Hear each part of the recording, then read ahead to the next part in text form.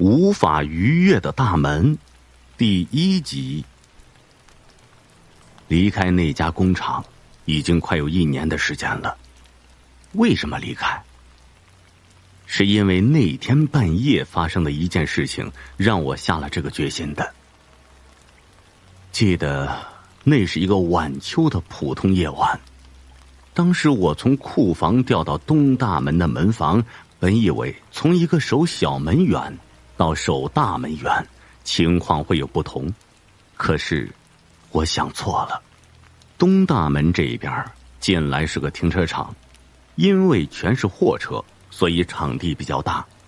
晚上我照旧要拿手电去巡查一番，一是看有没有司机在车上，看看有没有车漏油，再就是看看有没有陌生人藏在车里。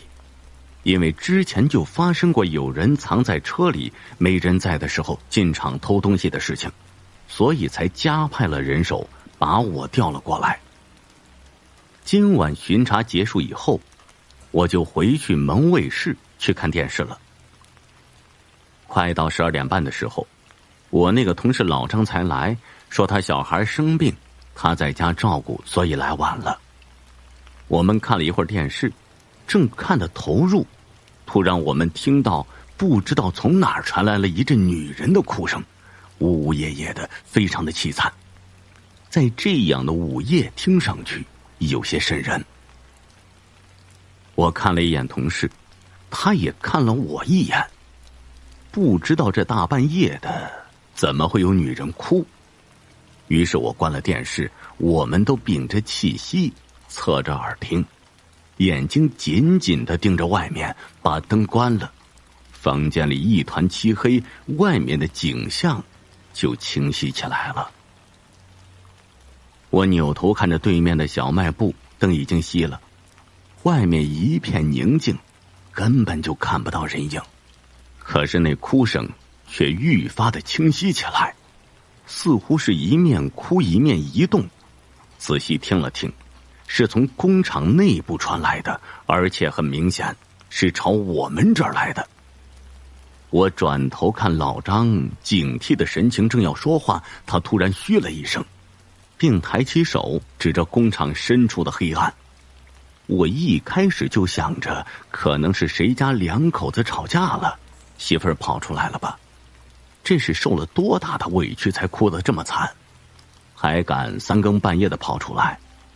此时的外面已经没有了公车，甚至连出租车也没有了，他要去哪儿呢？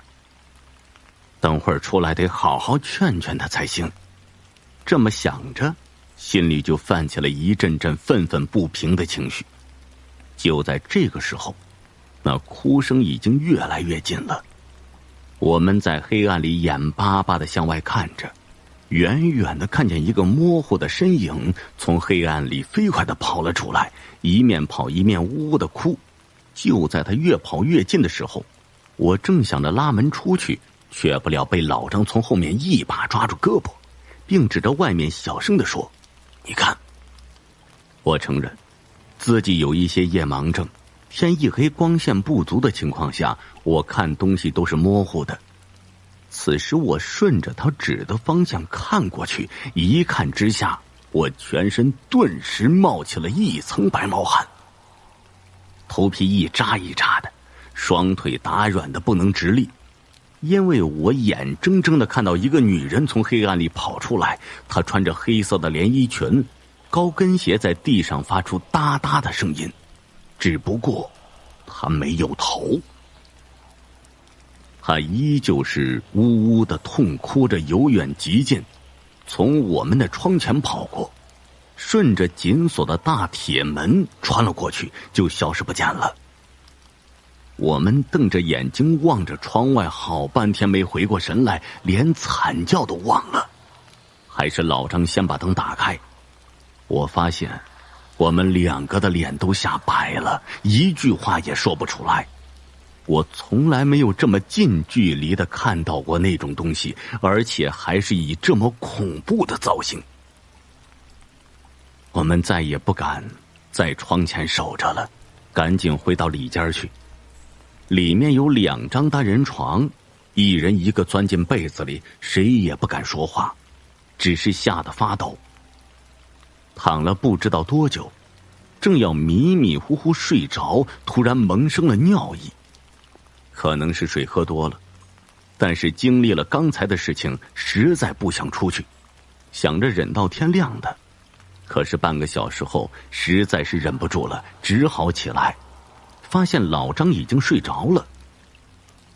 我拿着手电，心惊胆战的到窗外看了看，外面什么也没有。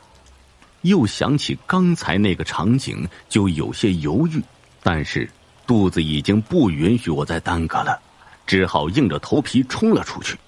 我可不想尿裤子。厕所在门卫室对面的办公楼里，1楼是女厕，2楼是男厕。我打开楼门，一进去，先是感觉一阵冷风不知从哪儿吹了过来，毕竟是晚秋了，我打了个哆嗦，左右看看，里面黑乎乎的走廊有些发怯。楼梯里的电闸已经关了，所以我只能用手电筒照明，站在走廊上照了照通往2楼的楼梯，感觉那里似乎是通往不知名的空间。现在回想起来，我觉得当时的恐惧可能多半是来自于自己的想象力。无法逾越的大门，第2集。但是我当时因为已经被吓过一场了，就没有胆量往上走。想想现在也不会有女同事，就去女厕所解决了。女厕所在走廊右手边第2间，并不大，3个档，有3道木门。第1个里面放着拖把，我就进了第2个档里。这个档的木门有问题，必须手拉着，不然会自动打开的，关不住。我这个人呢，有个毛病，不管外面有没有人，上厕所一定要关门。明明知道这个时候不会有人偷看，可是我还是一面上厕所，一面拉住了门把手。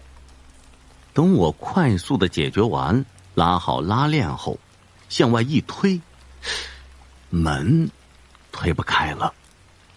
我知道自己的力气不至于连小门都推不开的程度，就算它是被门框给卡住了，也不会推不动。而且我看得很清楚，门还在门框外面，但就是推不开了。我试了几下，它依然纹丝不动。这是怎么了？明明拉不住就会自己打开的门，现在却死死地关闭着。我一惊之下，伸出2只手同时去推，一推之下，门向外开了一条缝，却立即又关闭起来，就像有人在外面用力顶着一样。而且在被推开一条缝的瞬间，我看见一团黑影就在门外。我当时又一次浑身冰冷起来，连呼吸都有些困难了。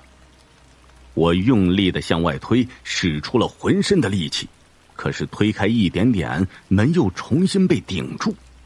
几次下来，我身上都被冷汗浸湿了。最后我暴喝一声，还骂了句脏话，用尽力气向外一顶，门才被推开了更大的缝隙。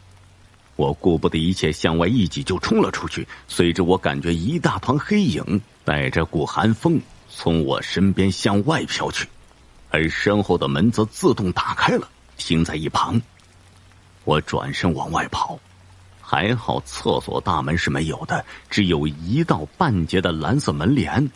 就在我冲过去前几秒，眼看着那帘子被掀起了一下，我连手电也没顾上拿就冲了出去。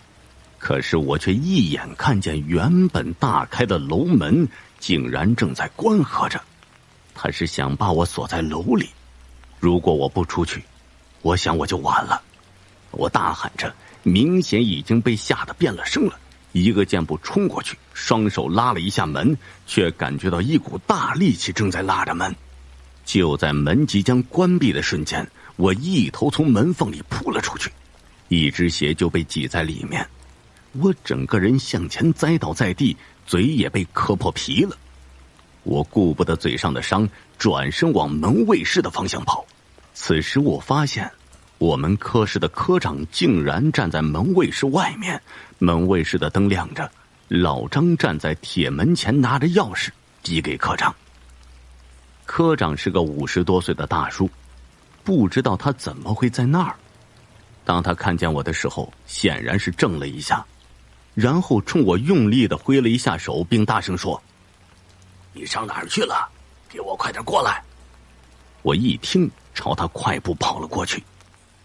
到他身边的时候，腿一软，几乎要摔倒了。他板着脸一把扶住我，并抬手在我背上用力地拍了3下，什么也没说，拉我转身进了门卫室。而老张也是一脸迷惑地走进来，并发现我只有一只鞋。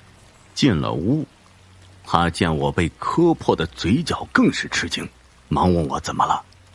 我颤抖着把刚才的事情说了一遍，他也吓得不轻。科长听完还是板着脸，只说以后天黑不要到处乱跑，更不要进办公楼里去。问他为什么，他说那个楼一到5点以后就下班没人，连打扫卫生的都不在5点以后进去，就是因为里头有东西，至于是什么他不肯说。我问他怎么这个时候来，他说因为他住在老张的隔壁，半夜老张的小孩病情加重了，他老婆去找自己，所以就来替老张，让他回去看看。等老张匆匆走了，科长就让我去睡，他在外面值夜班。这起先也是睡不着，实在是困得不行了，就还是睡了。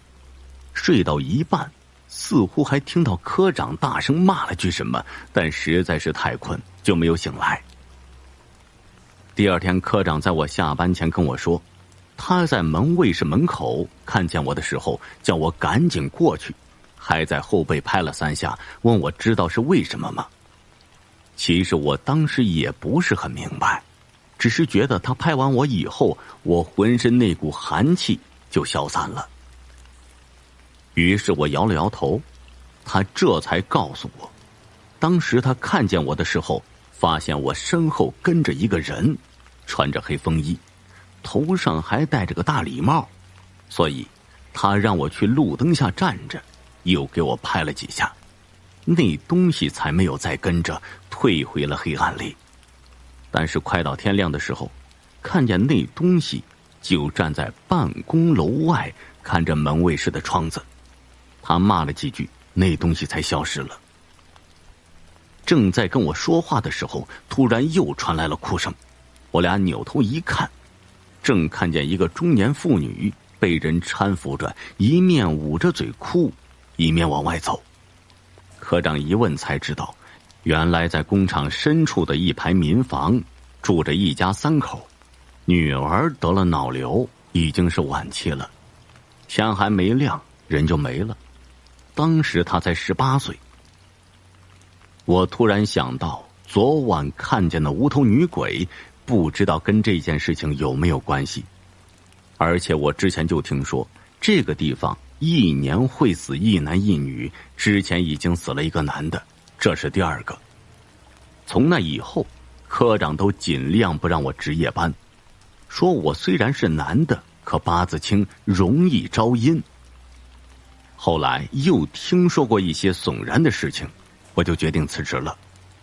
辞职了好久，再跟曾经的同事老张一起吃饭，他才告诉我，那个被当作办公楼的地方，曾经在建楼打地基的时候挖出来8具棺材。等楼盖好后，只要天一黑，里面就非常热闹，还死过几个人。请人来看过，也没有什么太大的效果，所以大家就在天黑以后就不进去了。当时事先没有告诉我，才发生了那样的事情。幸亏我跑出来了，不然后果不堪设想。如今回想起来，还是让我不禁冷汗直冒。捡了纸钱回家。这是我一个朋友装修，某装修师傅讲的。这装修师傅啊，今年50了，儿子在这里上大学，他的一个堂弟还不到30，去年回老家了。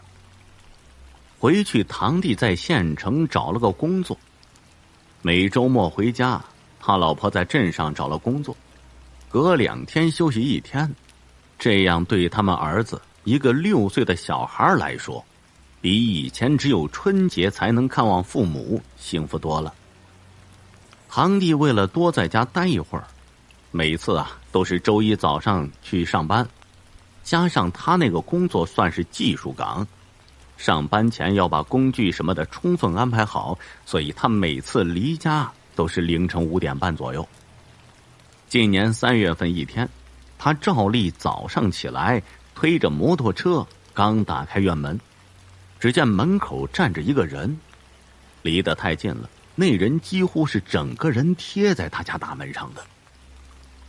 这堂弟呢，起床迷迷糊糊推着车出来，自己家也习惯了低头开门低头推车，所以他当时发现眼前站着个人的时候，基本脑袋就已经顶在那人身上了。堂弟赶紧往后一仰，而且下意识的双手一拉车，这是怕撞到人的本能反应。但是他家大门是这样的，2扇大门，左边内扇的开了个小门，他早上走是从左边小门出发，小门有个门槛，所以这会儿也就是他人已经在大门门槛的时候，车的前轮已经跨过去了，所以双手往后一拉，没拉动车。不过往后一仰身子，他的脸从离那人不到5厘米变成离那人1尺左右，这样看清对方是谁了。这是谁呢？是本村的一个村民，50多岁，叫马大。堂弟看清楚是他，吓得连车都不要了，扔下车就跑回院子。为什么这么害怕？就是因为马大前2天已经死了，办丧事的时候还去给他帮了半天忙呢。站在院子里，堂弟也不敢回屋了，他怕自己进去，马大跟进院子里来，家里老婆孩子都在呢，自己是男人，怎么也得挡在第一线呢。还好一会儿天蒙蒙亮了，马大爷一直没进来，他怕家里人害怕，也没敢说出去，就上班去了。晚上给家里打电话问问情况，正好这天他老婆休息，说没事晚上8点多他接到老婆电话，还说吓坏了。这农村的院门一般晚上才关，他家因为只有老婆孩子，所以关得早。第2天他老婆不是要去上班吗？照例呢，第2天早上孩子奶奶来把孩子接走。这一天奶奶家做了点好吃的给孙子送来，告诉媳妇儿就别做饭了，吃完饭奶奶回去，孩子他妈得送出来呀。出来来到路口，看到老太太转过去，他也回身，刚走到家门口，看见一个男人把身子贴在自家门上。堂弟的老婆有点害怕，大着胆子问那人是谁，那人也不动。他就说你不说话我就喊人了，那人呢还是不动。堂弟的老婆顺手捡起一块土克拉就扔了过去，土克拉穿过那人的身子砸在门上，把他吓坏了，正不知所措，那人转过身，马大。堂弟接到电话，一边往回走，一边呢打电话请假。到家一看，爸妈姐姐都在呢，一家人正在合计。他回去也没合计出什么来，只是第2天呢去马家问，马家很惊讶呀，他们家没有任何不正常，包括马大这坟上去看也是如此。没办法，就去镇上找了一个问鬼的老婆子，这人呢快80了，干了一辈子，效果真的不错，但是收费也是真高，所以不是没办法，谁也不愿意去找他。花了钱，老婆子给出了答案。马大说是堂弟家请他去的，但是堂弟家有门神，他进不去。堂弟快冤死了，我请他干嘛呀？老婆子给解释说你肯定拿了死人的东西，给送还回去就没事了。这下马家的人不敢了。堂弟急得说呀：“我回家找到马大的东西啊，你们把我送到派出所去。”结果还真在堂弟的床下找到马大的东西了。他们那儿的风俗，下葬的时候要烧纸，各种纸扎。马大的儿子还给他烧了个二奶，当然也是纸扎的，不过糊得很逼真，在床底下找到的就是这个纸扎的二奶的脑袋。找到这个东西，所有人都震惊了。这东西女人当然不会偷，大家都看堂弟，认为他是变态。堂弟死的心都有了，再好看这也不能是活人呐，多晦气啊！一会儿一问，还真不是堂弟拿来的，是他儿子。那天马家烧的东西太多了，层层叠叠往火里扔，底下有一部分没有完全焚烧。这村里小孩去玩，他们不懂什么晦气不晦气，看着好看就拿回来了。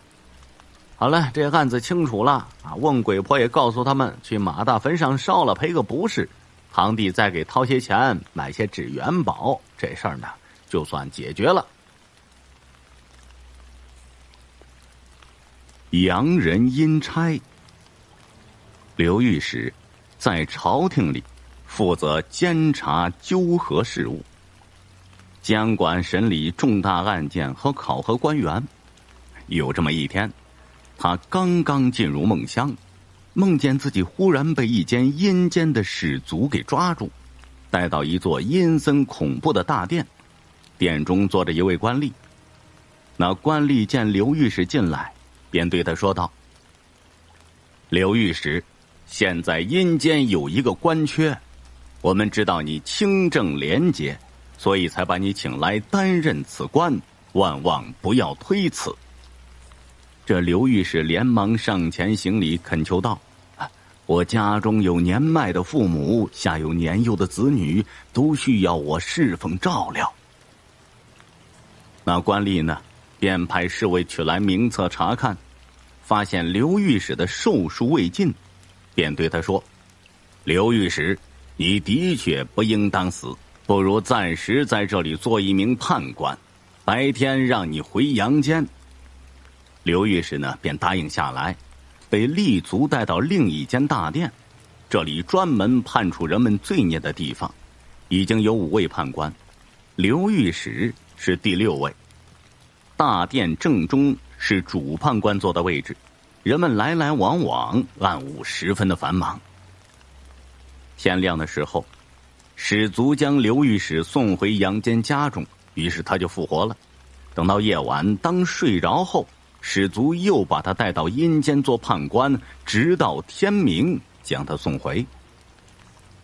因为阴间与阳间正好是昼夜相反，所以刘御史白天处理朝廷公务，而夜晚又做阴间判官，周而复始，也就习以为常。有一天夜里，刘御史又像往常一样到阴间做判官，他忽然发现这殿外西侧站着一位妇女，站在那儿低头伤心的哭泣。“你是什么人？为何在此哭泣？”刘御史上前问道。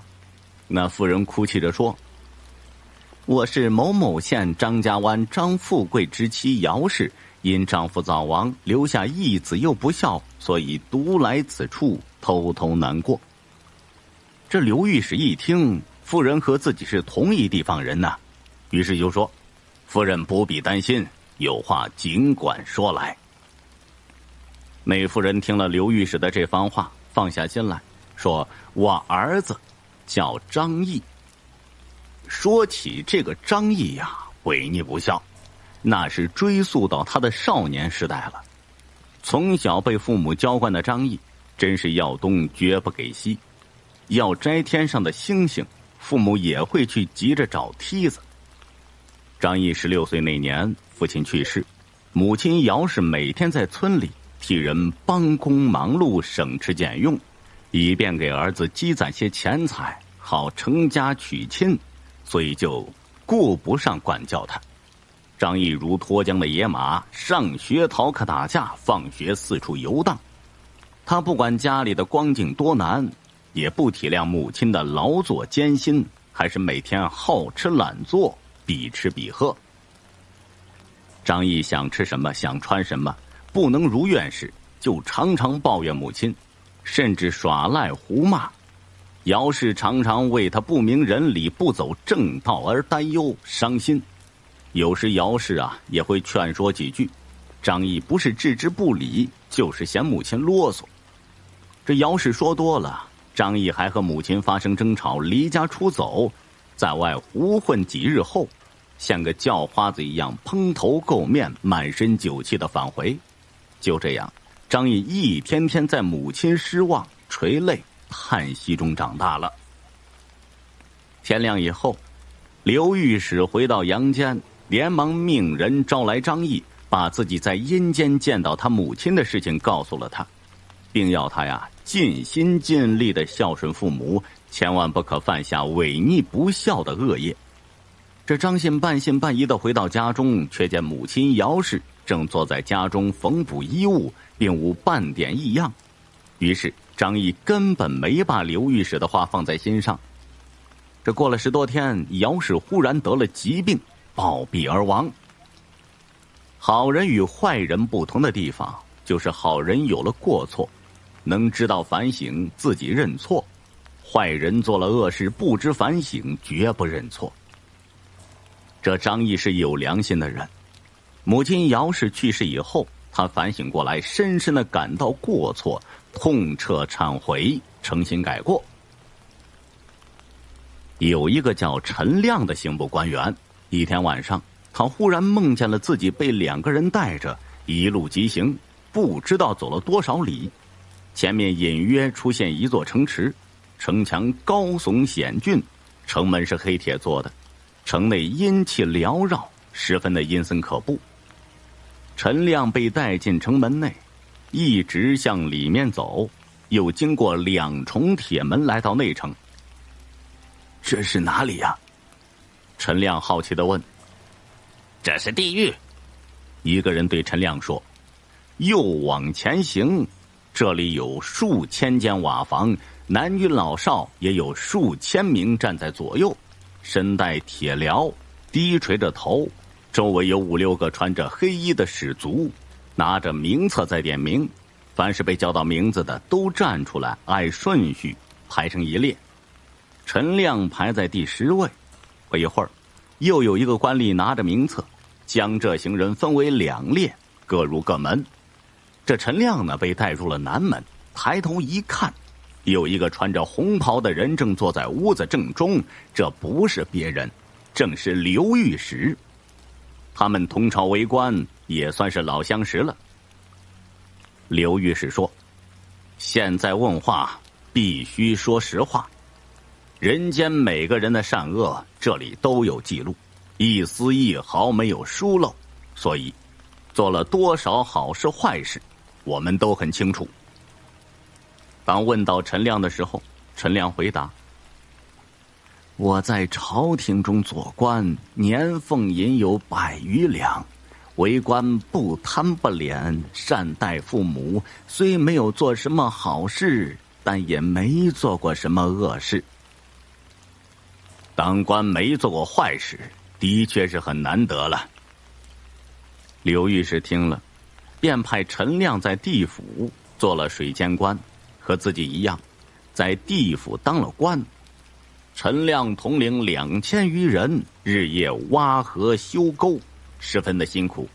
过了不久，刘御史见陈亮是尽心尽责，又升他为水官都督，带领一班人马暗力巡视地狱。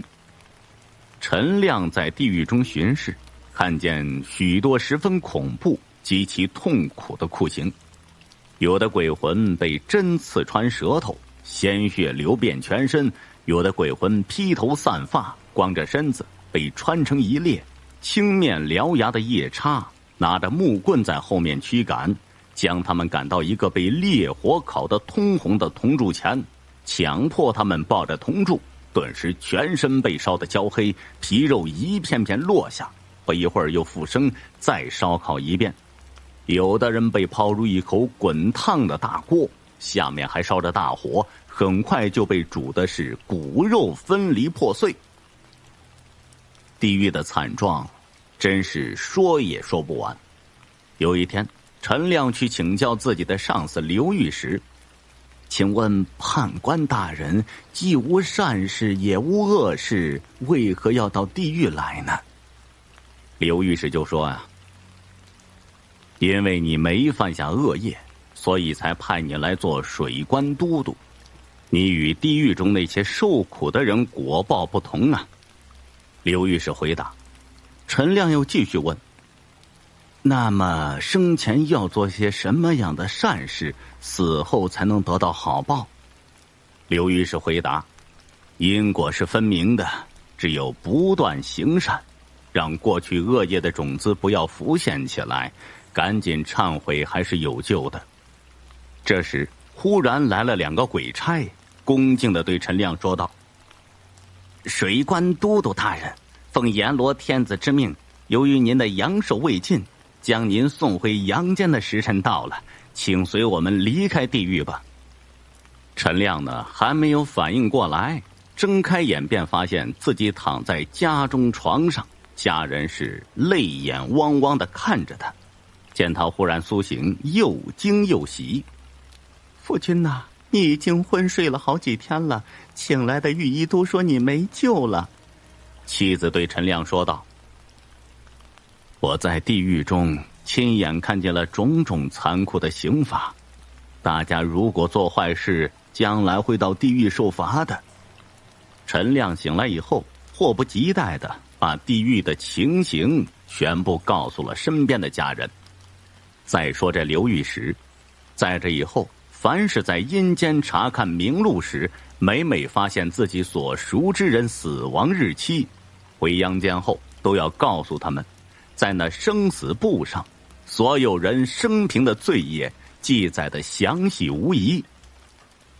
像残杀牲畜、虐待动物、欠缴关税、调戏妇女、借钱不还、恶口骂人、挑拨是非、嫉妒贤能、诽谤好人等等过错，都记得清清楚楚，并劝诫他们要多做善事，多积阴德，以求能免一死。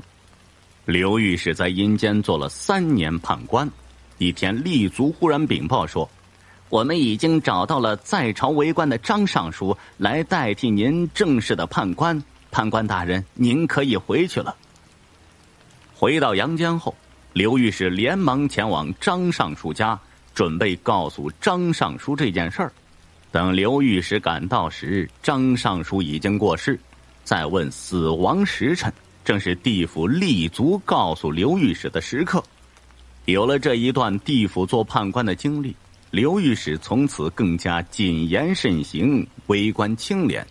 后来升做了朝中宰相，直到寿终正寝。沾了血的泥人。纷纷扬扬的雪下了一天，晚上的时候雪停了，月上树梢，大地显得格外明亮，方圆很远的地方都能看清楚。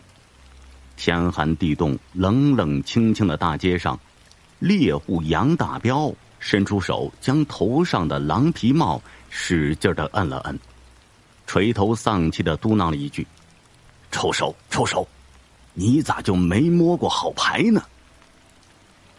就在大彪垂头丧气地往家走，当路过一个胡同口时，忽然就见从胡同口里探出来一个马脑袋，接着就是马身子。这匹马浑身血一样红，在白雪地上显得格外显眼。再往这马上一看，哟，我勒个天哪，这是啥怪物？就见那骑马之人，看样子应该是个大高个，面目看不太清楚，肩上还扛着一把大刀，吓得大彪一屁股就坐在地上了。那马停了下来，而那马上之人也不说话，就这么尴尬的和大彪对视着。大彪这回看清楚了，就见那马上之人那张脸凹凸不平，要多难看有多难看，嘴和鼻子也不成比例，鼻子呢是向上翻着的朝天鼻，再看那张嘴也太大了，好像都插到耳朵边去了。两只眼睛一大一小，让人看着呀显得特别滑稽。大概就这么对视了3分钟，就听马上之人从鼻眼里冷哼了2声，然后挥了挥手中大刀，接着催马慢慢的又钻进了另一个胡同。等那怪物走远，大彪心里默念着：哎，老天爷保佑，老天爷保佑。从这天起，每到了晚上，很多人都看到一个骑着大马扛着大刀的怪物在大街小巷来回溜达，好不吓人。这说也奇怪，10几天过去了，也没听说过这玩意儿伤过人。这天晚上，大彪正准备睡觉，刚躺在炕上，就听见一阵马蹄声由远至近。大彪从炕上爬起来，趴在窗户上往外看。这时就见一个黑影冲到大门口。那黑影啊，背着宝剑站在过道里，一动不动的，就像一个大侠。这人是谁呢？怎么这么面熟啊？大彪心里琢磨着心事儿。马蹄的声音慢慢靠近，大彪看见一个骑马的黑影慢慢从过道的一头一颠一颠的走了过来，正是自己那晚见到的怪物。当那怪物骑着马走到黑影跟前，大约还有4、5步的时候，那怪物停了下来，两家一对峙，一时间场面有点尴尬，气氛也压抑了些。正在大彪胡思乱想的时候，此时月亮慢慢升了起来。趁着月色，大彪见那黑影朝过道旁靠了靠，似乎要给那怪物让路。哒哒哒哒，随后听见马蹄声再次响起，趴在窗台的大彪这才长长的呼出一口气。就在那怪物与黑影一错间之时，那黑影忽然猛跑2步，借着冲劲儿，蹬着一旁的院墙飞身而起，手里挥出一张纸符向怪物扑去，不偏不倚，那纸符正好贴在了怪物脑门上。哎，你还别说，那怪物好像被定住了似的，骑在马上是一动不动。而就在黑影落地的一瞬间，黑影像变戏法的又掏出2张纸符，随后蹦起来，在怪物的前心后心各贴了1张。随后那黑影仰着头，伸出手来整理了一下没有太乱的衣服，一脸的不屑，围着那怪物啊转着圈看。哎，好功夫，好法术！大彪不由得叫起好来，然后下炕，鞋子也没顾得提，就开门跑了出去，想看看那黑大侠到底是谁。可是啊，等他从屋里出来，看到的却是另外一种场景。就见那马上的怪物伸手撕下脑门上的符纸，回头看了一眼黑影，那意思好像说：你给我贴着纸干什么呀？大彪看到这里，妈呀一声，又重新回到屋里，将房门留一条缝后往外看。就见那怪物接下了纸符，黑影大侠先是一愣，接着伸手拔出背后宝剑。大彪一看，哎，这宝剑咋不像金属的呀？看着怎么像木头的？就见黑影大侠举着宝剑朝怪物刺了过来。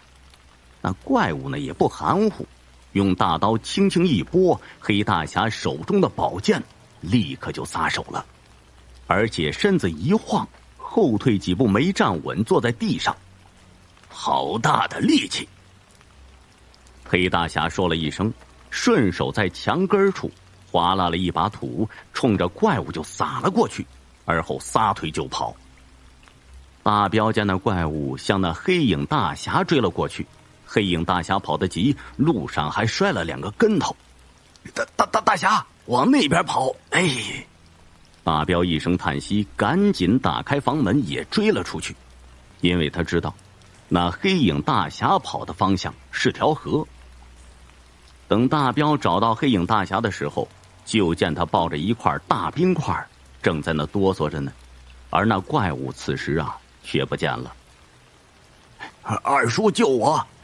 就在那河里的大侠喊，大彪赶紧把他捞上来，一看，原来是本家侄子，5年前上山学道去了。大彪把侄子搀扶回家，让他钻进被窝里。大彪赶紧给他烧姜水，用以驱寒。那侄子呀，这会儿没了刚才的大侠锐气，在被窝里一个劲儿的打哆嗦，还在那说呢：“二叔，你说那是个啥怪物？我学到头次下山就栽了个大跟头，这镇尸扒皮抽筋符也不管用，还差点丢了性命。”大彪呢，一边帮侄子烤着湿衣服，一边安慰他。侄子喝了一大碗热姜水，又说：“哎，刚才那怪物一直将我追到河边，我实在没办法就跳下去了。哎，你说怪不怪？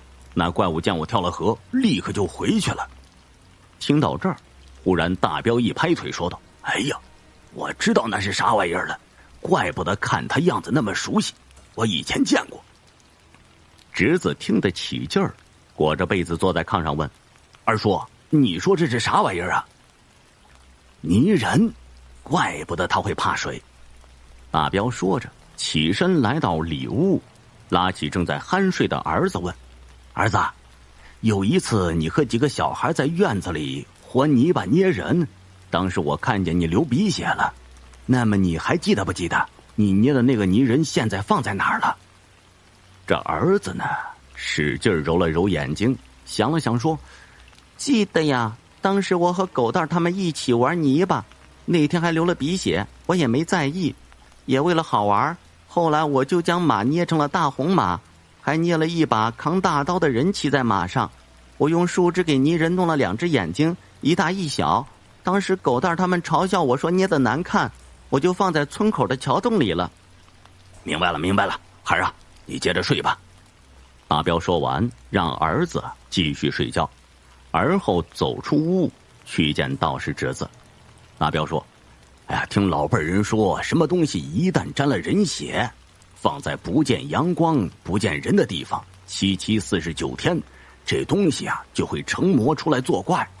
如今这个时间也符合，这个怪物啊应该就是你兄弟用沾血的手捏出来的泥人泥马，被藏起来后，这货100天没见人，他就成魔了。”侄子听后呢，脸上又露出来之前的锐气，怪不得我那3张符对他没有用呢，这货不是尸，没皮也没筋。大彪问：“哎呀，那咱咋办呢？”道士侄子一挥手说：“啊，没事没事，这魔不会害人，就是对东西好奇，只要找到他的真身，毁了就没事了。”天亮之后，大彪和侄子来到村口，果然在桥洞找到那个血马怪人。等拿出来一看，嘿呦，模样啊就是那鼻孔朝天、一对大小眼、肩扛大刀的怪物。大彪将这泥人摔了之后，从此街上再也没出现过骑马的怪物。那故事呢，到这就结束了。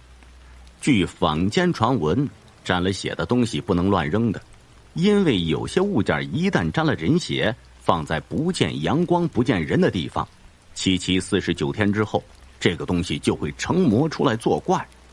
也有人说呀，这东西还会吸食它事主的血维持生命，直到它的主人的魂归地府，失去了鲜血的供养，就会自动消失。老辈人说的是神乎其神，真假难辨。不过这种传闻在民间好像也各地都有。爷爷不救亲孙女。径山路的尽头，绿树掩映之下，是一座精致气派的小洋楼。隔着雕花铁门，我见到院子里有一位年轻的少妇在摆弄花草，一个4、5岁的小孩咯咯地笑着，围着母亲跑来跑去，场面很温馨。我心里呢，却升起了一片荒凉。真的换主人了，曾经的那些回忆和回忆里的那个娇俏的女孩，再也回不来了。这里曾经是高婷婷的家，高婷婷是我父亲朋友的女儿，和我相同年纪，从8、9岁到16岁，我和他几乎是一同长大的，在双方父母的有意撮合下，两家成了默认的亲戚，只等两个孩子长大了便定亲。在这样的氛围里，我对婷婷的感觉渐渐从玩伴变成了有些拘泥和羞涩。到了我们14、15岁的时候，我有些不好意思再来高家玩耍了，可婷婷却拉着我的手叫我陈哥哥。阳光透过树梢落在她美丽的脸庞上，我常常觉得时光仿佛停顿了一般。16岁那年，这一切的美好戛然而止。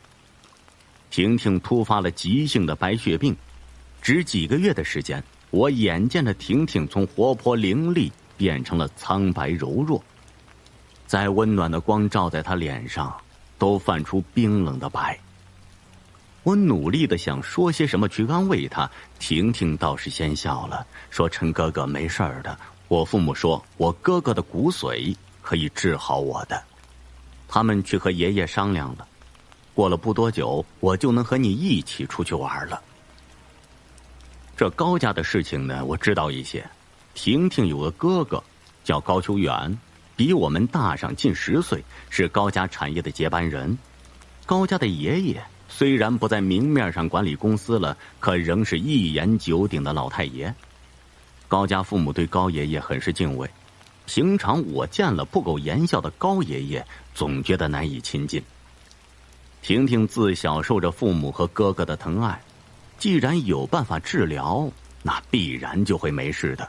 我的心呢，也就放下了些，也跟着婷婷笑了起来。可只不过10几天的功夫，我再见到婷婷，婷婷的活力完全不见了。她依斜在窗前，呆呆地看着外边。我进门，她也没抬头。婷婷的母亲勉强挤出一丝微笑，让我陪她说说话。关上门的一瞬间，我见到高妈妈哭了。婷婷仍是没回头，只是纤细的手指在玻璃窗摸着阳光的斑点，低低地对我说：“陈哥哥，我要死了。爷爷不许哥哥做那个手术，他说会影响哥哥的身体。高家只有这一根独苗，将来有传宗接代的任务，不能因为我的缘故去冒险。我是个女孩子，好吃好穿的过了10几年，高家对得起我了。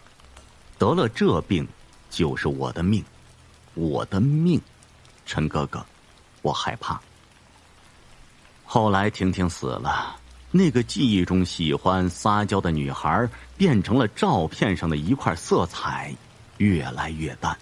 无论我怎样苦留，都随着时光慢慢的消散了。听说高家哥哥结婚了，3年无子女，高爷爷大怒，逼着离了婚再娶，仍是没有子女。听说高家的生意不顺，子嗣不言，高爷爷找人去算了阴由，说是高婷婷有怨气，闹腾着高家不安宁。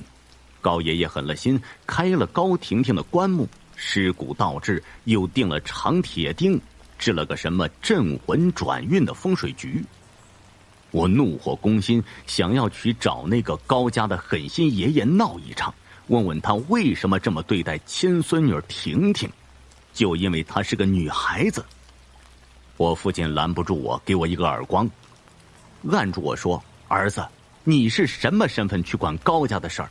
婷婷的事情怎么处理，都轮不到你这个外人去讲理呀。”再后来，听说高爷爷病重，临终时惊恐不安，大哭大喊着说着：“婷婷，你别生爷爷的气，爷爷也是为了高家，虽然对不起你，可是高家的气运和子孙才是最重要的呀。”如今10年过去了，高家的生意垮了台，小别墅易了主，高家哥哥2次离婚，心灰意冷，竟然出了家当了和尚。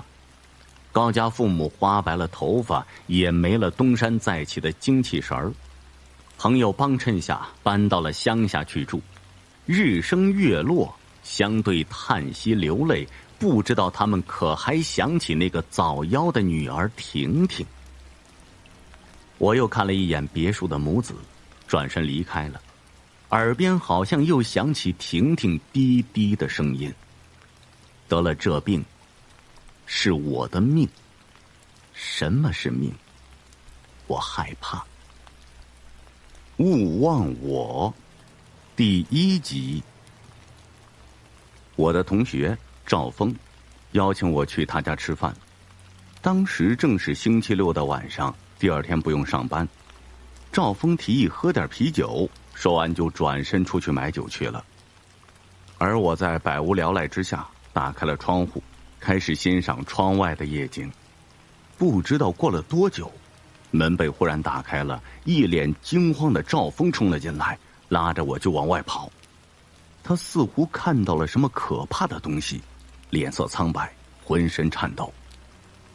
当我们终于停在一座公园的时候，我忍不住好奇地问：哎，赵峰，你到底怎么了？赵峰的脸色非常难看，他朝自己家的方向看了一眼，颤声着说道：你站在窗户口的时候，有没有人感觉身后有点不对劲？这天晚上，赵峰的家里只有我们2个人。他出去之后，房间里就只剩下我一个人了。赵峰的话让我有点摸不着头脑，我不由得就皱起了眉头。我没感到有什么不对劲啊，你到底想说什么呢？赵峰抹了额头上的冷汗，失魂落魄地坐在地上，他的手里还拿着一打啤酒，自顾自地打开了一瓶，犹豫了一会儿，才说：你还记不记得我跟你提过我家房子的事儿？赵峰现在所住的房子是2年前他家人买的，因为这里比较靠近赵峰上学的地方，房子的售价又特别低，赵峰的家人当即便把它买了下来。后来赵峰才知道这座房子的价格为什么那么低了，因为在这座房子里发生过一件非常恐怖的事情。房子的前房主是一位老太太，这位老太太的儿子整天忙于生意，很少有时间来看望她。后来老太太得了疾病，就死在了房子里，可是根本没有人知道这件事儿。直到有一天，邻居闻到一股莫名其妙的腐臭气息。赵峰是个大大咧咧的人，他知道这件事后呢，马上就告诉了我。我记得当时我们并没有感觉这件事有多么恐怖，只是为那位老太太哀伤了一会儿，就转移了话题了。赵峰为什么要在此时提到这件让人不安的事情呢？我以为那就是事情的全部了，但几天前我又听说了那件事的后续发展。赵峰喝了一口啤酒，激动地说：据说那位老太太在临死之前把自己的照片全部烧掉，并且留下了这样一句遗言：你还记得我的样子吗？按照这里的风俗，老太太入殓的时候要有遗像，可是让人气愤的是，除了那些她烧掉的照片，她的家人居然没有一张她的照片。不得已之下，他儿子只好请了一个画师，给老太太画了一张遗像。老太太的尸体被发现的时候已经腐烂不堪了，他的儿子只好按照自己记忆里描述她的样子，让画师来画。听到这里的时候，我还是不明白赵峰害怕的原因。怪事正是从老太太入殓之后发生的。在老太太头七的晚上，她的遗像突然莫名其妙地消失了，而据那个画师说，就在当天晚上，有一个全身腐烂的鬼魂抱着那张遗像找到她，不停地说：这真的是我吗？这真的是我吗？我越听越觉得不安，打了个冷战。赵峰，你到底想说什么呀？赵峰战战兢兢地抬头看向了我。刚才我买酒回来的时候，经过窗外，突然看到有一个人影正抱着一张老太太的遗像，双脚齐跳地向你身后靠近。他为什么会盯上你？你还记得我的样子吗？这句话是被长时间冷落的老太太在临死前对儿子发出的良心拷问。她一定是在极度伤心的情况下离开人世的。她的遭遇虽然让人唏嘘，可是这又和我有什么关系呢？她为什么会盯上我呢？赵峰在看到我身后的人影之后，马上就断定那就是老太太的鬼魂。他壮着胆子冲进房间的时候，她已经不见了。而在这之前，她从来没有出现过，那么事情已经非常明显了，这个鬼魂是冲我来的。但是我根本不认识她，也从来没有和她产生过交集，她为什么要针对我呢？我怎么也想不通这个问题。也许是你身上的什么东西吸引了他的注意，你的身上到底有什么？赵峰紧紧盯着我，焦急地说。我一怔，勉强笑了笑，我身上哪有什么能够吸引鬼魂的东西，只有一部手机，还有……一边说，我一边掏自己的口袋。当我把口袋里的东西掏出来之后，我和赵峰的脸色一下子就都变了。勿忘我第2集，我这才发现口袋里多出一张纸。我是个学美术的学生，所以一摸到那张纸就发现那是一张画纸。慌忙打开，借着昏暗的路灯，我惊恐地发现那是一位老太太的画像。油画里的老太太笑脸盈盈，可是不知道为什么，我总感觉她的笑容中藏着一丝难掩的哀怨。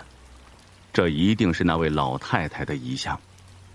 在赵峰冲进来之前，那个鬼魂把遗像悄悄地放进了我的口袋。他为什么要这样做？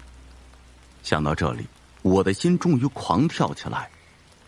赵峰用惊惧的眼神看了一会儿这张遗像，忽然他像注意到了什么，用力地吸了吸鼻子，惊叫起来。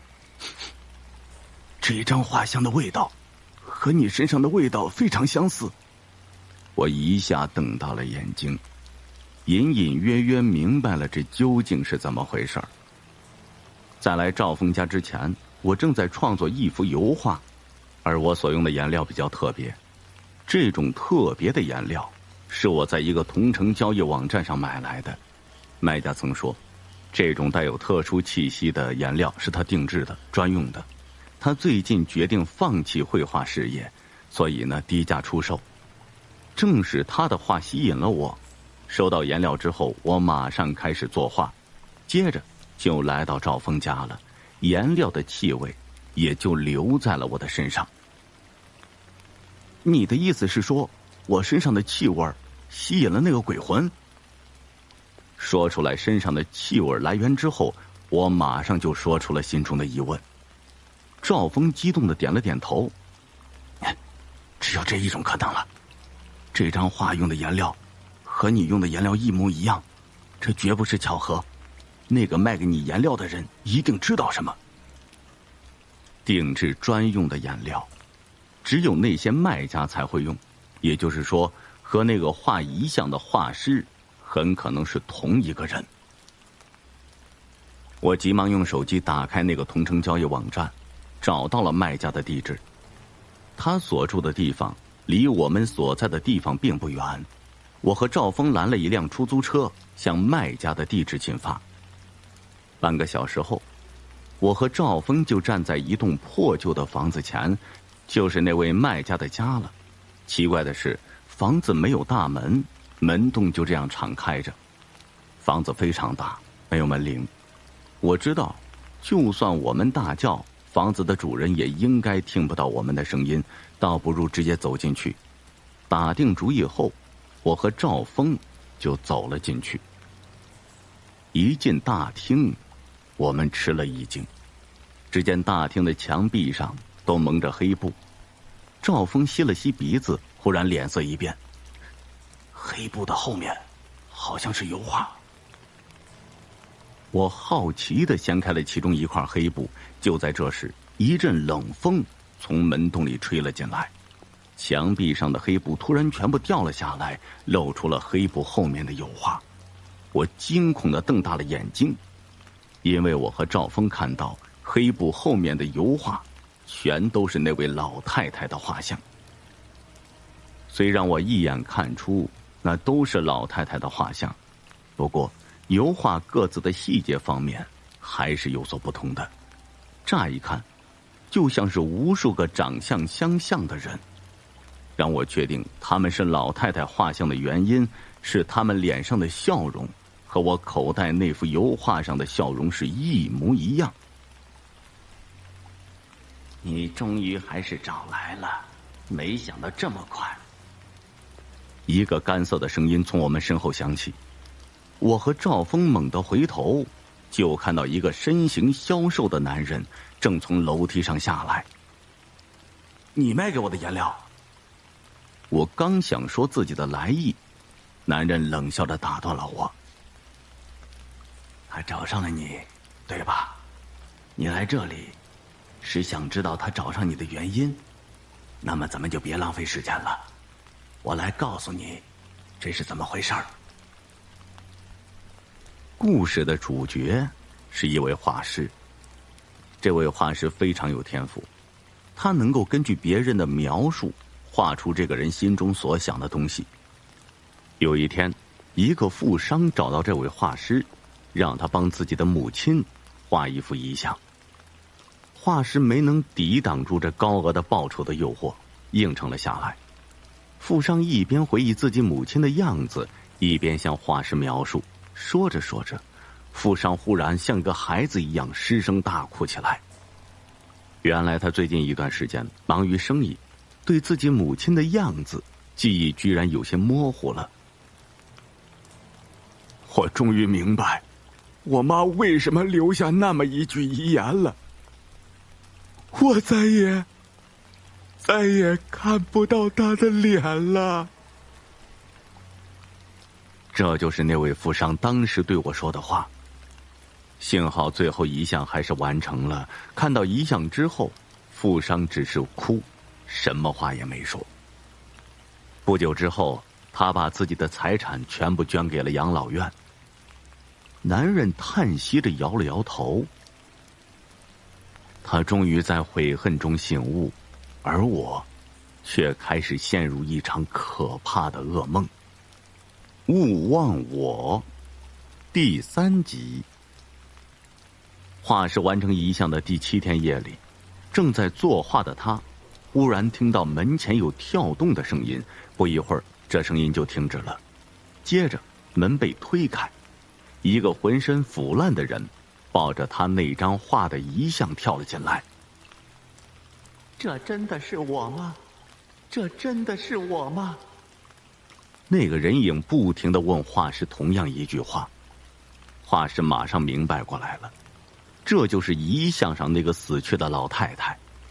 他发现画师画出的遗像根本不像他，于是来找画师了。画师知道，如果不画出一幅和他相像的遗像，他会永远纠缠自己。于是在极大的恐惧之中，画师根据老太太儿子曾经的描述，再次为他画了遗像。可是无论我怎么画，遗像上的人都不像他。我所画的遗像挂满了客厅的墙壁，每天夜里他都会抱着遗像来找我。说着，男人苦笑了一声，但我们来到门前，伸手向台阶下一指，你看，那就是他在门前跳动的时候留下的痕迹。门前有2个脚印形状的浅坑，那个鬼魂只能以跳动的方式来代替行走，而这里的台阶比较高，他一时跳不上去，于是就留下这么2个浅坑。听到这里，我总算明白了。2年来，几乎每个夜晚，男人都会受到那个鬼魂的惊扰。终于，他想到了一个摆脱他的好办法，那就是放弃画画。我把颜料卖给你的时候，就已经想到他可能会盯上你，让你帮他画遗像，可是这是唯一的办法了。说着，男人哭了起来，他扬起自己的手，我和赵峰这才发现男人的双手已经没有手指了。为了摆脱他的纠缠，他只能用断手指的方式来证明自己无法再作画了。当我知道自己被鬼盯上是男人害的，心里非常恨他，但看到他的惨状才知道他的可怜之处，除了叹息一声，我没有再说什么，拉起赵峰就转身离开了。我不是故意害你的，如果不是他找我画遗像，这一切都不会发生。你要恨就恨他吧。男人追上来，把一张那个富商的照片塞到我手中。当我们离开男人房子的时候，屋里传出男人嚎啕大哭的声音。今天晚上他一定会再去找你，你该怎么办？回去的路上，赵峰担心地问：是啊，我到底应该怎么办？就连天赋极高的画师都不能画出那个鬼魂原本的样子，我就更画不出来了。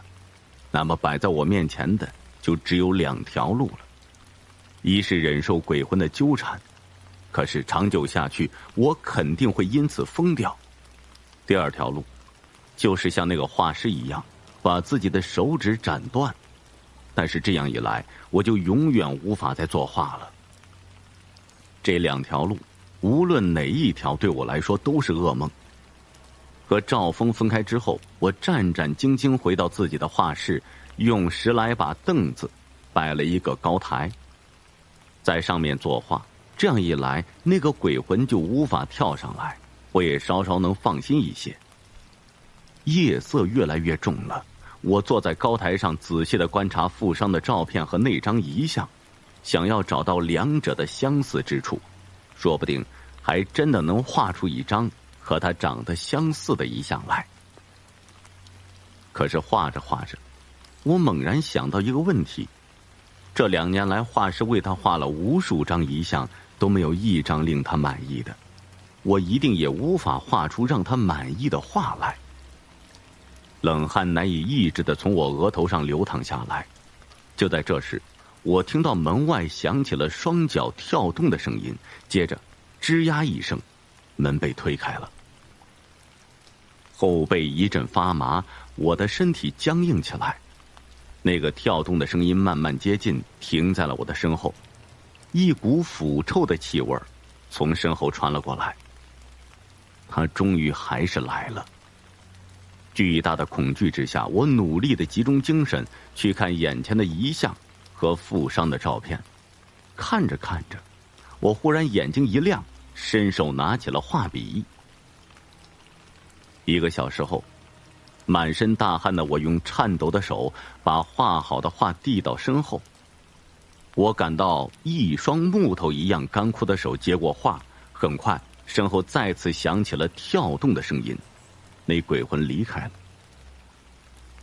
我努力地平静一下心情，冲出了房门，向赵峰家的方向跑去。他就这样离开了。赵峰家里，一脸吃惊的赵峰用不敢置信的语气问我，我点了点头。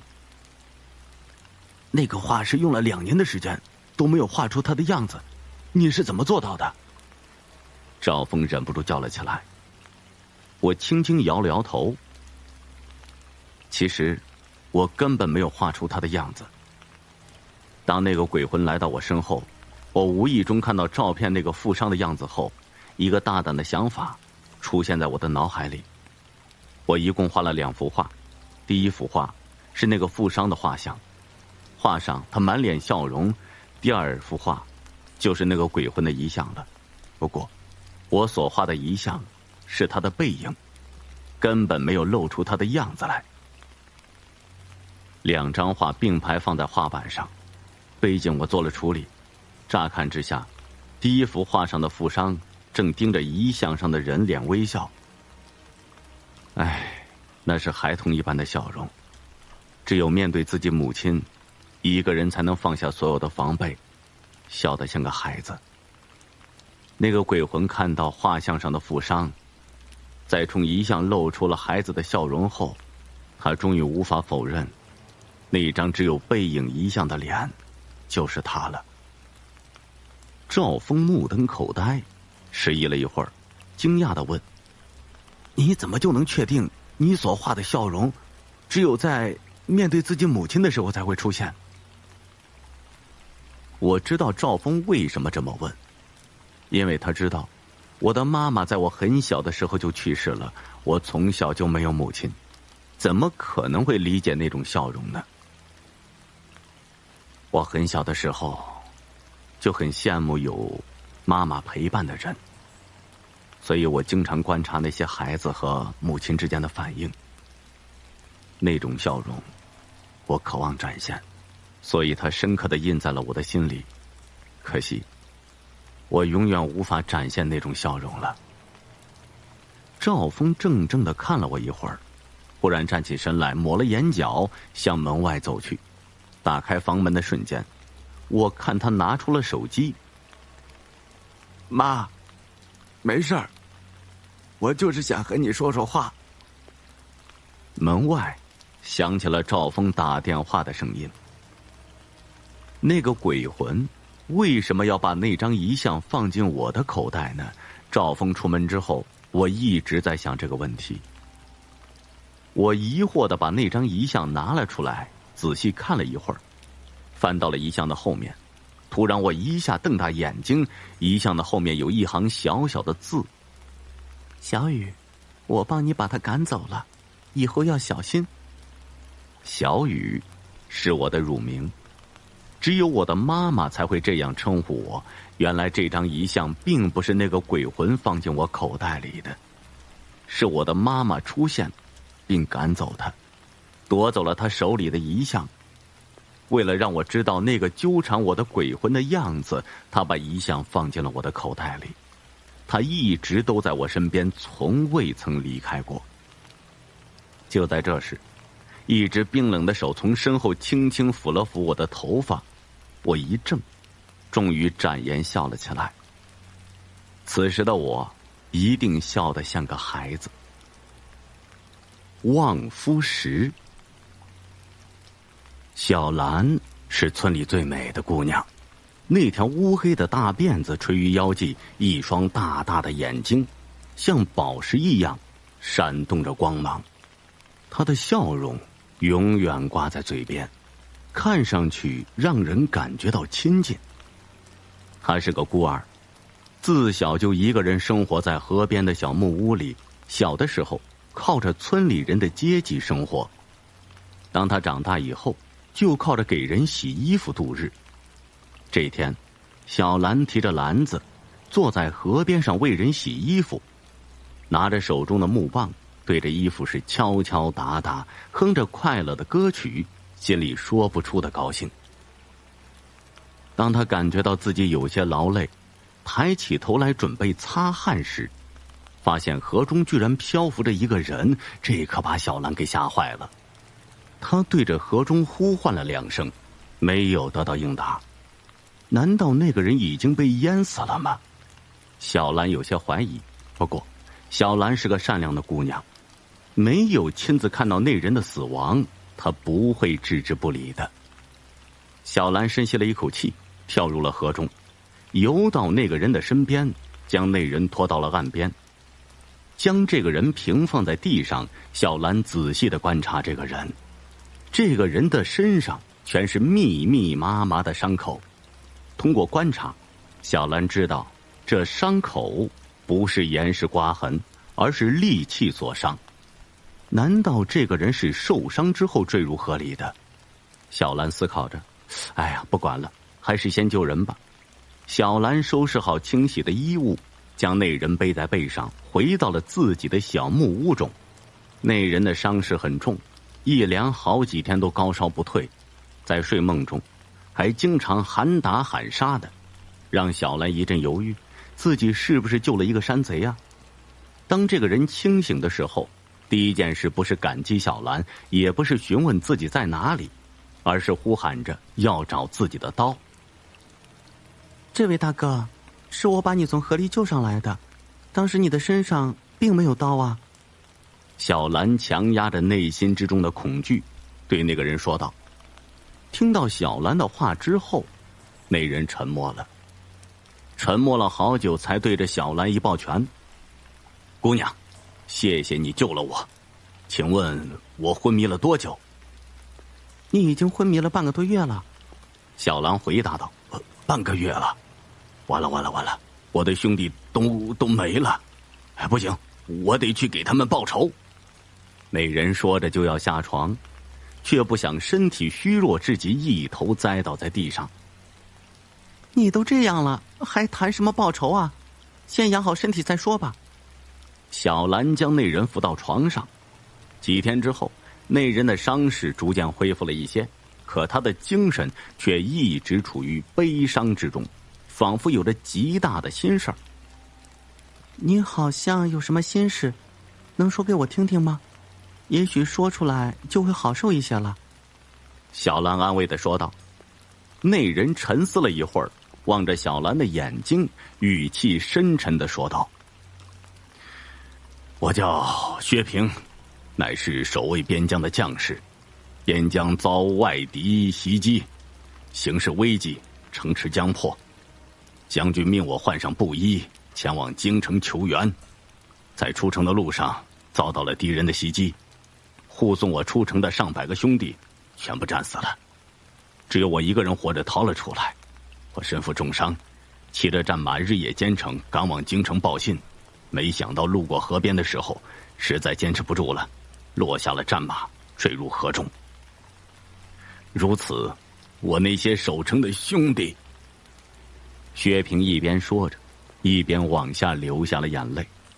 “薛大哥，原来你是守城的将士啊，我还以为你是山贼呢。你现在就在这安心养伤，伤势好了之后，再次上阵杀敌，一定会为那些将士报仇的。”小兰一听薛平是守卫边疆的将士，心里一点都不害怕了，出言安慰道：“自从知道薛平并非匪类，而是守卫边疆的战士之后，小兰对薛平照顾的就越加细心了。给薛平喂药的时候，自己先会尝一尝冷热，再给薛平去喝下去。甚至他将自己辛辛苦苦积攒下来的钱买了一块布料，给薛平做了一身新衣裳。薛平在小兰的细心照顾下，这心情呢也好了许多。他时常对着小兰讲一些边关上的故事，每当讲到这些故事的时候，薛平就会不自觉地流下2行热泪。随着薛平伤势一天天好转，两个人的心事越来越重了。在小兰的心里，已经将这个耿直的汉子当成了自己的亲人。特别是听到薛平在讲那些边疆的故事之时，他的心里会为那些将士的胜利而开心，为他们的失败而沮丧，为他们的流血牺牲而悲伤。而薛平的心里已经将这个姑娘当作自己的亲人，特别是看到小兰那双大眼睛的时候，他的心里会产生一丝涟漪。他真的想永远的留在这个小木屋，留在这个姑娘的身边。“薛大哥，我要当你的老婆。”就在薛平决定出发的那一天晚上，小兰鼓足了勇气，对薛平说道：“小兰，不行，我们不可能的。也许我这一去就回不来了，我不能让你苦守一辈子。”其实薛平心里是很想答应的，但他不能答应，他不想害小兰一辈子。“薛大哥，我愿意等你回来。”小兰说道。“不行，真的不行。”薛平的话还没说完，小兰就扑到了薛平的怀里。第二天，薛平离去了。小兰站在河边的一块大石头上，默默地注视着薛平离开的背景。薛平回到边疆以后，就卷入了连年的战斗之中，从战士打成了将士，从将士打成了将军，直到他头发全打白了，才收到敌人的一纸降书。薛平骑着那匹老得不成样子的战马，寻找自己心中的小木屋，寻找那个心爱的大眼睛姑娘。几十年过去了，为了能找到那个小木屋，薛平每天夜里都会将路线图在自己的胸口上画上一遍。现在终于用上了，他在自己画了几十年的路线图上，薛平的心情很激动，也很忐忑。他不知道自己记忆中的一切是否还健在，那个美丽的大眼睛姑娘是不是还在等着自己。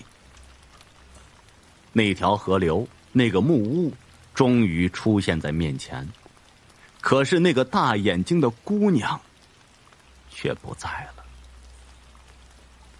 他呆呆地走出木屋，痴痴地望着那块大石头，当年他就是站在这块大石头上目送自己离开的。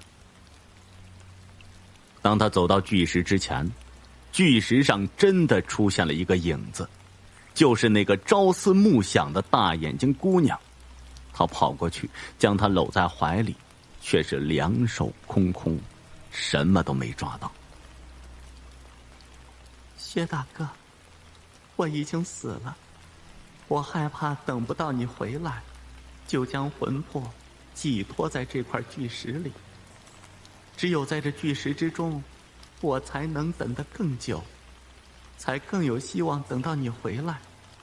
兰儿！薛平大喊一声，以头撞石，将魂魄飘了出来，和兰儿拥抱在了一起。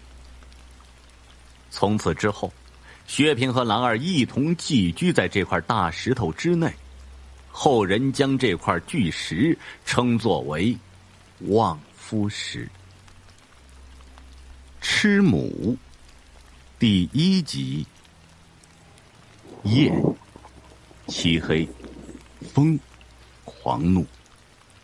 头顶卷雨的乌云巨浪般翻滚，一条闪电划过天空，大地瞬间宛如白昼。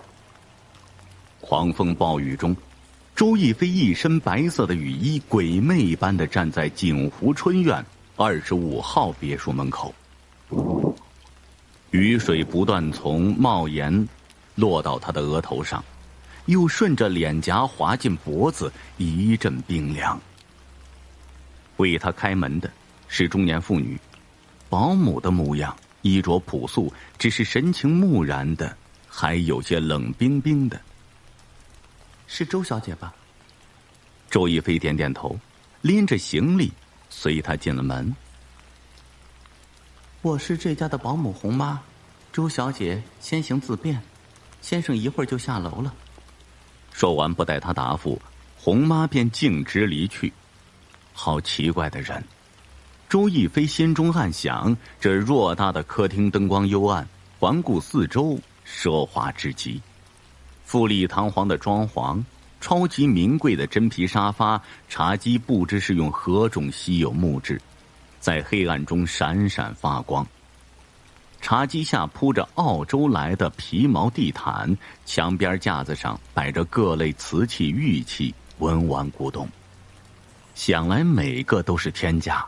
不过他对这些没有研究，也不感兴趣，唯独一件他认得，就是摆在最上边的那尊不起眼的石雕观音像。如果他没有看错，那是罗布泊深处才有的蛋白石，极为稀有。看石材之细腻，颜色之瑰丽，最低值几千万。正出神之际，突然一个惊雷在耳边炸开，心脏骤然一抖。窗外树影摇动，正承受着风雨的肆虐。想到自己来到这儿的目的，后背陡然升起一阵寒意。半个月内，这个城市已经有2-3个高官、3个富豪相继死于非命，几个人的死都是十分的离奇，凶手极其残忍变态，将活人用利器剁成一节一节的。经验丰富的法医鉴定不出是何种凶器，警察在现场也找不到任何蛛丝马迹来判定凶手是如何接近重重保护的被害人，甚至找不到一个指纹和人有关的东西，一切谜一样。像这种匪夷所思的案子，公安内部会交给神秘调查科，周逸飞便是这个组其中的一个成员。这个案子已经让各级领导极度震惊，省里已经封锁消息，只让公安内部秘密调查。他是一个无神论者，在他看来，不过又是遇到一个智商比较高的凶手罢了。逸飞，你来了！突如其来的声音打断了他的思绪。楼上走下来一个面容憔悴的中年人，周逸飞走到近前，面前的人着实吓他一跳。表哥，你……这个男人是他的表哥刘凯。1个星期前还容光焕发的他，此刻却是身形消瘦，眼窝深陷，面色清白，满眼血丝和黑青色的眼圈，好像多日没睡觉了。他是这个城市几大富豪之一。3天前，他在夜里被什么声音惊醒，醒来后便看到偌大的玻璃窗上写着“血债血偿”4个大字，同其他几个人被杀前的征兆是一样的。刘凯邀请他坐下，随即佝偻起身子，十分无助地抱住自己的头。表妹，你一定要帮我，我不想死。他抬起头，一双通红的眼睛里充满了恐惧。表哥，我们一定会抓到凶手的。周逸飞拍了拍他的肩膀。我好怕，我真的好怕。刘凯抱着他一阵颤栗。表哥，有我在这儿，你不用害怕，先好好睡一觉，我守着你。醒来后，我还有事要问你。周逸飞轻轻地在他耳边说道。刘凯点点头，便躺在沙发上，他很快睡过去了。周逸飞找到一条毯子盖在他身上。窗外的风雨闪电依旧没有停歇，丝毫没有影响到这个男人均匀的呼吸。他睡得很沉很沉，显然困到极致。看来他这几天根本就没有睡过，此时的样子让他十分无奈。自从有钱之后，他便与亲属都疏远了，和周逸飞还算有点交集。不过他早就劝诫过他要多做善事，少些杀虐。人一旦有了钱，就很容易变态，特别是这个刘凯，不仅喜欢搜集名贵罕见的古董文玩，更对稀有动物感兴趣。他知道他珍藏了许多不知名的皮毛、鹿茸角，甚至还有尸体的标本，尝其肉，剥其皮。他的这些行为都太残忍了，让他十分生气，多次警告他，万物皆有思想和灵性，要保护生态，可他从来没有听进去过。幽暗的灯光下，他打开笔记本电脑，点开案子的卷宗。周小姐，喝杯热咖啡吧。一个阴沉的声音冷不丁地打断他。周逸飞不由得吓了一跳，红妈不知何时站在他的身边，昏暗中看不清他的脸。啊，谢谢您。他顺手接过。红妈转身离开，走路的时候没有一丁点的声音，看着他背影一点点的消失在黑暗中，周逸飞若有所思。吃母第2集。眼睛移回电脑，随后从卷宗了解到刘凯同几个死者的关联，一共有2处，一个便是本市的当红歌星叶桑，几人都与他有过绯闻，还有就是2个月前几人一起去过云南，此外再无其他交集。叶桑，云南，不知不觉一阵困意袭来，他给刘凯掖了掖被子，便卷在他的脚下睡去了。一夜相安，他早起时，刘凯还在沉睡，红妈给他准备了早餐，他打电话回局里说了相关的事宜，接着便继续守着刘凯，直到黄昏时他才醒了过来。此时他整个人精神了许多，用过饭，2人便来到了书房。周亦菲直奔主题，询问他与叶桑的关系，和几人去云南后都做了些什么，一件都别落下。刘凯简单的说了叶桑，不过是相关金钱和肉体，再无其他，而谈到去云南一行时，便有些支吾了。表哥，相关你的性命，你最好别撒谎。周亦菲严肃的看着他。我们只是去品尝了一种没吃过的野味儿，还有，他的声音越来越低，头也随之埋了下去。还有什么？周亦菲的心提了上来。表妹，我们不是故意的。刘凯的声音里带着哭腔，接着说道：那天我们喝多了补汤，便在树林里转悠，见到一个10来岁的小姑娘，长得挺漂亮，不禁都是一阵燥热。为了刺激，我们就……说完，他的头缩进脖子。有没有出人命？周亦菲强忍着怒气。刘凯点点头，文字式的声音说道：我们完事之后，发现他早就没气了，流了很多血。事后我们给了当地很多钱，算是把这件事了了。他抱着头不再吭声。你们，那是一条人命，你究竟做了多少伤天害理的事情？周亦菲气得发疯，无法形容此刻的心情，真是无药可救。这时门外传来洪妈的声音：先生，有2个自称是周小姐的同事要见你们。先这样吧，这件事解决之后再说那个女孩的事情，今晚我同事陪着你，我还有事。周亦菲说完便不再理他，径直走出了书房，同楼下的同事会合。年长的是老何，年轻的是孙海，3人凑到一处。周亦菲小声地说：今晚我去会叶桑，何叔在这守着，还有。他附在孙海耳边低语了几句，2人会意的点点头，随即孙海转身离去。紧跟着他也走出门，忽然看到不远处一个穿黑衣服的女孩子正盯着这里，一动不动的像尊雕像。出于好奇，他走了过去，那女孩并不躲闪，径直的迎上他的目光。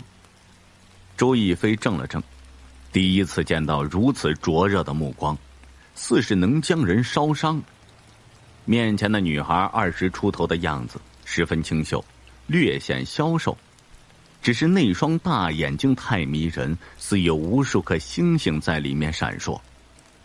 他看着周亦菲，缓缓地说道：他逃不掉的，一个母亲要为他的儿子报仇，这是结束。他昨晚应该得手的，却被你破坏了，你多加小心吧。说完，那女孩便转身离去，留下周亦菲愣在当场不知所措。什么乱七八糟的？他在说些什么？预言？警告？看着远处风一样的背影，周亦菲的心又是一沉。这个案子越来越奇怪了，随即转身离去。来到叶桑的住处时，天已经黑了。惊讶的是，一切太顺利了，见大明星没有想象中那么难。他的助理、保镖，甚至家里的保姆，见到他都十分客气，像是提前知道有人要来到。有人带他很快见到了叶桑，那是一个美丽的让人惊心动魄的女人，雪白的肌肤，一头卷大的波浪的长发，粗黑的眉毛，细长的丹凤眼，眼角微微扬起，小巧的鼻子，丰润的嘴唇，举手投足间妖冶妩媚，一身白色丝质睡衣，修长雪白的双腿展露无遗，性感的倚在柔软的沙发上，身边一只雪白似狗的小动物，一双黑溜溜的眼睛盯着他瞧。周小姐别客气，坐吧。叶桑十分礼貌，随即夹起一根香烟，弯着细长的眼睛似笑非笑地看着他。你知道我姓周？周亦菲十分诧异。叶桑微微一笑，我不仅知道你姓什么，还知道你叫什么，而且我还知道你找我什么事儿。哦，周亦菲心里惊讶的程度在翻倍。他们的死跟我无关，我跟他们之间无非就是金钱交易，而且跟我有关系的可不止他们几个哟。叶桑如此坦白与不拘小节，着实让他佩服。奉劝你一句，小丫头，最好别管那事儿，他们实在该死，做了太多罪孽深重的事儿，老天都快看不下去了。烟雾弥漫中，他眼神飘渺。你好像知道些什么？周亦菲狐疑地看着他。哼。叶桑一笑，将脸凑近他，黑色闪烁着蓝光的眼睛里有无数漩涡，透着无限神秘。吃母第3集。我只知道还有2个人要死，刘凯是其中一个。你什么意思？周亦菲心一下沉下来，这个叶桑又是什么人？他和那个女孩说的话好像，他们究竟在暗示着什么？还想再追问，主人已经下了逐客令了，但在他临走时，叶桑告诉他不是那个小女孩，因为他们身上都带着各种开光的辟邪法器，一般的超自然之物很难接近他们。回来的路上，他接到孙海的电话，一切证实了他的想法。他如释重负地松了口气，在电话里告诉孙海回来准备抓人。回到别墅时，局里的人还没到，此时已是深夜，别墅漆黑一片，他心里顿时升起一种不祥的预感。门是虚掩的，他小心翼翼地推门进去，正值盛夏，屋内却是寒意十足，呼出的气体都是一股白雾。此刻他强烈的预感到了一定出事了，随即一股浓烈的血腥味扑鼻而来，他胸口不住的起伏，还是晚了一步，急忙打开手电筒，面前楼梯上满是鲜血，触目惊心的红，让人不寒而栗。紧接着他看见刘凯的身体和四肢被切成一节一节的肉块，散落在楼梯四处。这时咕噜噜滚下来一个东西，到他脚边，是头颅。周亦菲的心一下提到嗓子眼儿，办案多年，也从没遇到过如此血腥骇人的案子。刘凯空洞无神的双眼撑得大大的，有些夸张，面目扭曲的变形，嘴巴都拧到耳朵一侧，显然生前受到了非人的折磨。楼梯口不远处趴着一个人，他急忙跑过去，是红妈，她浑身上下沾满了鲜血。红妈，红妈！忽幻间，头顶几个炸雷惊响，震得头嗡嗡作响。从小到大，他没见过这么响的雷声。红妈悠悠转醒，流下2行眼泪，满脸的悲戚与不甘，随即狠狠地瞪着面前的周亦菲。还有一个，还有一个，要不是你多事，我就都杀光了，我要杀了你。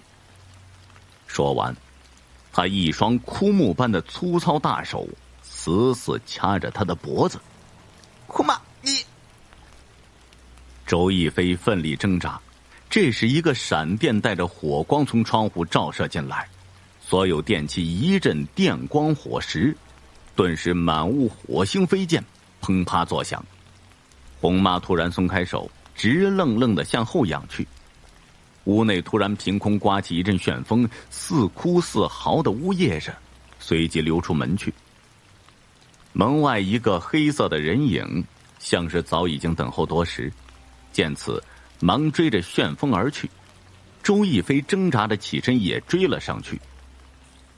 那股旋风直到临近江面上才消失不见。周亦菲朝人影看去，原来是昨晚那个黑衣女孩。这时二人脚下的江水突然掀起10几米高的浪，浪花越去越远，二人都是呆住了。随后几个烈火一般的闪电劈向江面，追赶那股浪花。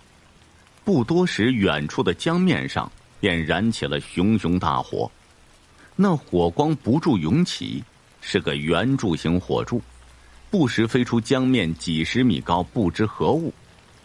那是什么？周亦菲目瞪口呆。是红燃。黑衣女孩一脸淡然地回答。红燃是什么？周亦菲此刻一片茫然。红燃是龙的后代，只有传说，没人见过。古书记载，其肉鲜品，世间难寻，可解百毒，去百病，且延年。尤其对男性极佳。这几个人不知从哪儿得到了消息，说云南有人见到了2条红髯，一大一小，堪称无价。几人出巨资请人寻找，竟被他们找到了。抓到那条小的，活剥了皮，切了数段分食。那老然几百年修行，他们吃了他的儿子，他岂能善罢甘休？蛇类冷血，有仇必报，动了杀虐，他必遭天谴。来这儿，他是抱了玉石俱焚之心。你怎么知道？眼前一切，周亦菲都无法相信。我是个阴阳先生，你信吗？黑衣女孩眨着那双在黑夜里依旧亮晶晶的眼睛盯着他。周亦菲没有回答。远处江面的大火渐渐熄去，一切回归平静。看来明早又有大新闻了。女孩皎洁一笑，转身离去。能告诉我你叫什么名字吗？周亦菲冲他的背影喊道。我叫沃玛，放心，还会见面的。哦，对了。沃玛停住脚，转过身来。知道那东西为什么不伤你吗？因为你做过善事，有东西在保护你。周亦菲又愣住了。发生太多事，有些神经错乱，得好好捋捋。再抬头时，沃玛早已经消失在夜色当中。这时，一辆红色跑车停在他的面前，车窗摇下，露出一张极其妖艳妩媚的脸，叶桑。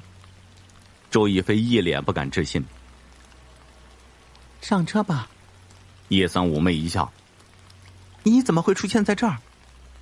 周亦菲问道。此刻他不知道该不该用巧合这种常理来解释他的出现。我呀，想屋里太闷，出来散散心，谁知道这么倒霉就碰到了你。叶桑又弯起细长的眼睛，神秘一笑。周亦菲突然觉得那双眼睛好熟悉，像自己曾经救过的那只小狐狸。回到刘凯的别墅，同事们早就到了，现场已经被清理干净。有人告诉他，红妈死于心脏病发作，并在沙发后找到晕倒的老何，还好他没事。这时，孙海来到他近前，其实昨晚是指派他去调查红妈。他如实说道，红妈年轻守寡，一个人苦苦将姑子抚养长大，而半年前刘凯同几个合伙人包了个煤矿，而后煤矿出事，埋了不少人，其中就有红妈的儿子。他们给每个家属一笔还算可观的抚恤金，算是了事了。而红妈一直不相信儿子是意外死亡，一心想调查明白，但一直奔走无门，所以便潜伏到刘凯等人其中的一个人家中。果然让他知道那次煤矿事故不是意外，是他们有意为之，为了骗一笔巨额的保险金。此时的种种证据都指向红妈，而且她在每个家里都出现过，但现场却没有与她相关的指纹和脚印。而且以她的年纪，怎么可能有那么大的力气去杀人？虽然缺少足够的证据，但我们实在无其他痕迹可循。上级追得还紧，我们只能将他暂时定为凶手。周逸飞在江边目睹一切，也未曾跟任何人提起，因为他始终没见过传说中的红髯。只在整理刘凯的遗物时，发现一张照片，上面是一条红色的巨蛇，清晰可见的鳞片，那鳞片在阳光下闪闪发光。之后的半年里，再没有类似的案件发生了，此案自此封卷结案。而周逸飞和叶桑卧马成了朋友，卧马告诉他，可能是母亲之间的惺惺相惜，红髯才找到了红妈，上了他的身。周逸飞还是持着半信半疑的态度，直到有一天他独自在家看电视，一则新闻吸引了他。本是一个领导被自家的风水石砸成肉饼，当场死亡。随后身旁的手机响了，电话那头是卧马的声音：逸飞姐，电视上那个人